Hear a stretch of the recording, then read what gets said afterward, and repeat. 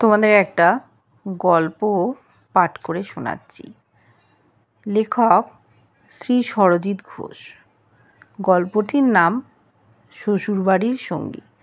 যদি আমার গল্প পাঠ ভালো লাগে, চ্যানেলটা সাবস্ক্রাইব করে পাশে থাকার অনুরোধ রইল। আর যারা ফেসবুক পেজ থেকে দেখছো, ফলো করে সাথে থেকো। বিয়ের 2 মাস পরের ঘটনা। শাশুড়িমা বাড়িতে ছিলেন না। বিয়ে বাড়ি উপলক্ষে এক আত্মীয় বাড়িতে 2 দিনের জন্য গিয়েছিলেন। শাশুড়িমা অবশ্য যেতে চাইছিলেন না। উনি বললেন, আমি চলে গেলে তুমি একা সামলাতে পারবে না। তার উপর অন্তুর অফিস। সকাল সকাল উঠে নিজে হাতে রান্না বান্না করা কম খাটনির ব্যাপার নয়। শুনে বললাম, ও নিয়ে আপনি চিন্তা করবেন না, মাত্র 2 দিনের ব্যাপার। একটা দিন তো মাত্র সকাল সকাল উঠে রান্না করে দেওয়া, তারপর শনি রবিবার তো এমনিতেই ছুটি। তাছাড়া আপনি তো রবিবারই চলে আসছেন, আমি ঠিক ম্যানেজ করে নেব। আমি ম্যানেজ করে নেব বললেও শাশুড়িমা আমার ওপর যেন ঠিক ভরসা করতে পারছিলেন না। কিন্তু একটা ভাব কাজ করছিলই। বললেন, শুধু কি সকালে রান্না, তার ওপর অন্তুর টিফিন তৈরি করা, বাড়িতে গোপাল আছে তার সেবা, তুমি সত্যিই পারবে? আপনি একটু বেশিই ভাবছেন, দেখুন না আমি পারি কি না। শেষমেশ শাশুড়িমাকে রাজি করিয়ে জোর করেই পাঠিয়ে দিলাম আত্মীয়ের বিয়েতে। সত্যি কথা বলতে আমি মন থেকে ভীষণভাবে চাইছিলাম শাশুড়িমা অন্তত 2-1 দিনের জন্য কোথাও থেকে ঘুরে আসুক। বিয়ের পর থেকে 2 মাস কেটে গেছে, সব সময় যেন শাশুড়ির আধিপত্যে চলতে হচ্ছিল। তার মানে এই নয় উনি আমার সাথে খারাপ ব্যবহার করছেন, আমাকে শাসনে রেখেছেন। নিয়ম করে সকালে ব্রেকফাস্ট করে দেওয়া, দুপুরে খাওয়ার টাইমে গুছিয়ে খেতে দেওয়া, বলতে গেলে সব কিছুই যেন সময় মতো। একটা ডেইলি রুটিন। শাশুড়িমা যেহেতু একটু রাশভারী টাইপের মানুষ, উনি চাইলেও আমি কিছুতেই ওনার সাথে ফ্রি হতে পারছিলাম না। সে যাই হোক, শাশুড়িমা চলে যেতেই আমি পেয়ে গেলাম এক আকাশ স্বাধীনতা। তখন পুরো রাজ্য জুড়ে আমার একার রাজত্ব। 2 দিন একদম নিজের মতো করে থাকা, নিজের মতো করে রান্না করা, নিজের মতো করে খাওয়া দাওয়া, ভাবলেই মনটা খুশিতে ভরে উঠছিল। এক অবাধ স্বাধীনতা যেন। আচ্ছা, চাইলেই কি সব নিজের মতো করে সব হয়?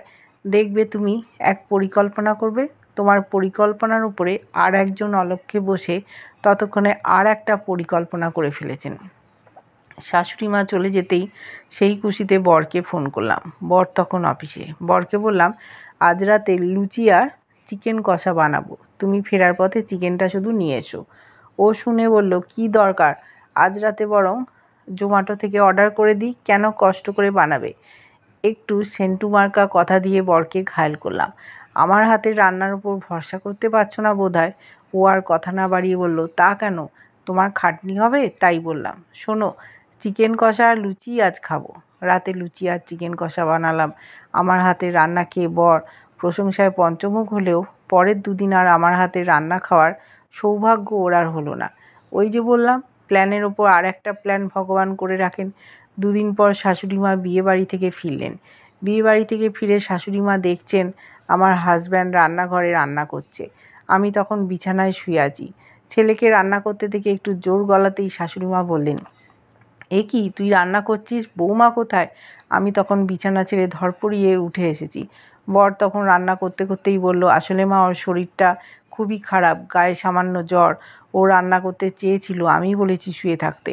বরের কথা শুনে শাশুড়িমা হাঁ করে তাকিয়ে আছেন বরের দিকে।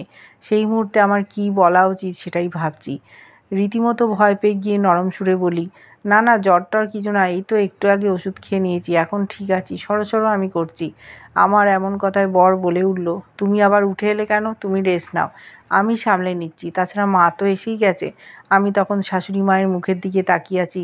শাশুড়ি মা বড় বড় চোখ করে আমার দিকে তাকিয়ে বললেন, মুখের দিকে ওভাবে তাকাচ্ছ কি, আমাকে কি ভাবো বলো তো তুমি, আমি তোমার মা হতে পারবো না?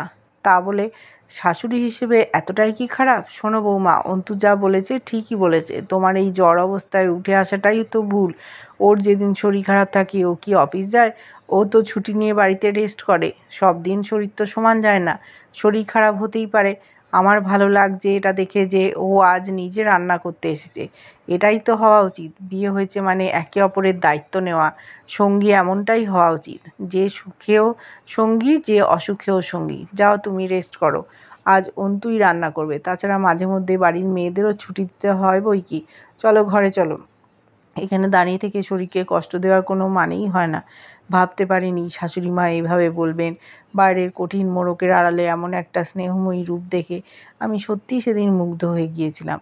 আমি আমার ঘরে আসি, সঙ্গে শাশুড়ি মাও আসেন। আমি বিছানায় শুয়ে পড়তেই শাশুড়ি মা আমার মাথার কাছে বসলেন। খুব নরম সুরে বললেন, সম্পর্ক ঠিক থাকে সহযোগিতা আর বোঝাপড়ার উপর। একটা বন্ধুত্বপূর্ণ সম্পর্ক থাকলে যে কোনো মানুষকে যে কেউ কাছের করে তুলতে পারে। আজ বাড়ি ফিরে এটা দেখে ভালো লাগছে যে ছেলেকে আমি সঠিক শিক্ষা দিয়ে মানুষ করতে পেরেছি। অসুখের সময় যে তোমাকে সঙ্গ দেবে সেই আসলে প্রকৃত জীবনসঙ্গী।